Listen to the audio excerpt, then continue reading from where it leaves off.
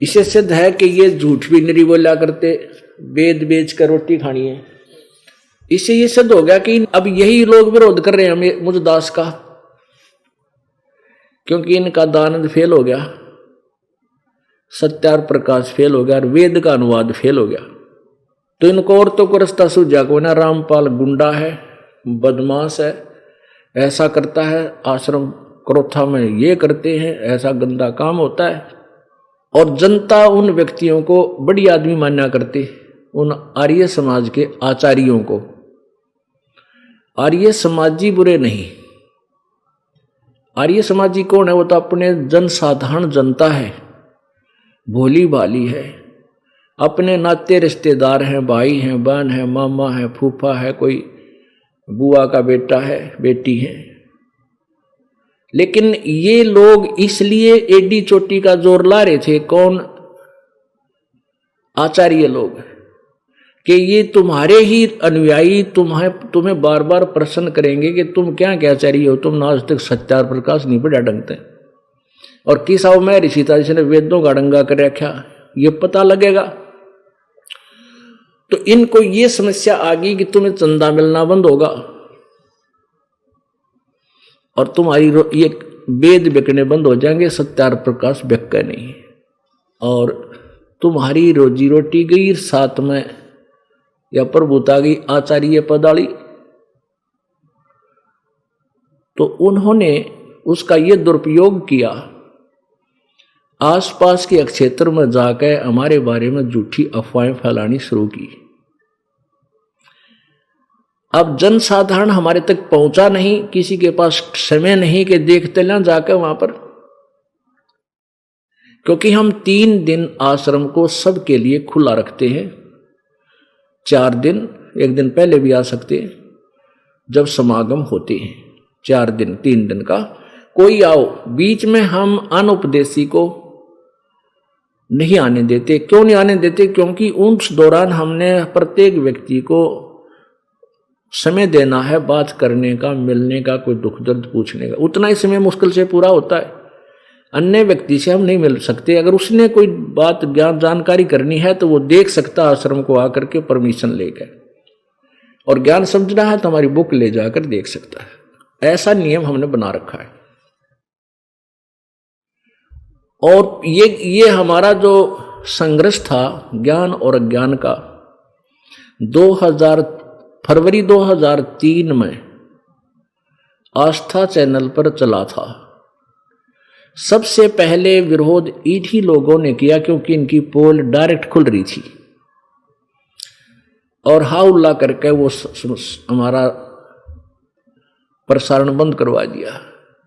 फिर हमने गांव नगर नगर में, बड़े बड़े शहरों में जाकर के सत्संग शुरू किए।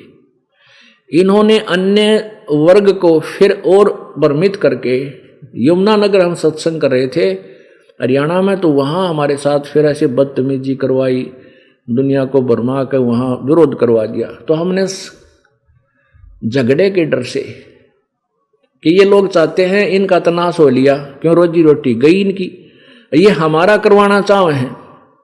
डूबता आदमी को बचाने वाले को ही डुबोया करता। हम इनको बचाना चाहे हैं कि तुम अपनी भक्ति कर लो, इस आचार्य पद न भूल जाओ, मृत्यु के बाद ये पद की तक काम नहीं आओगा।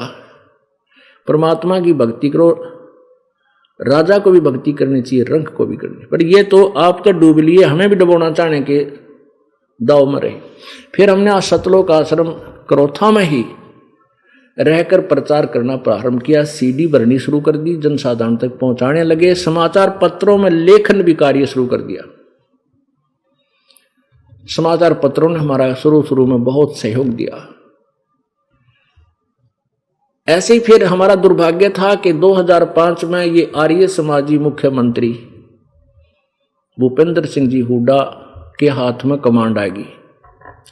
ये अपने सतर्क आदमी बुरा नहीं है, यो इन आचार्यों को आर्य समाजी होने के नाते अपने मुखियाओं को हर एक आदमी सत्कार करता है और अच्छा मानता है। अगर अच्छा ना मानती न पहले रिजेक्ट कर देंगे, तो घने अच्छे मान्या करता और सच्चे आदमी मानता था।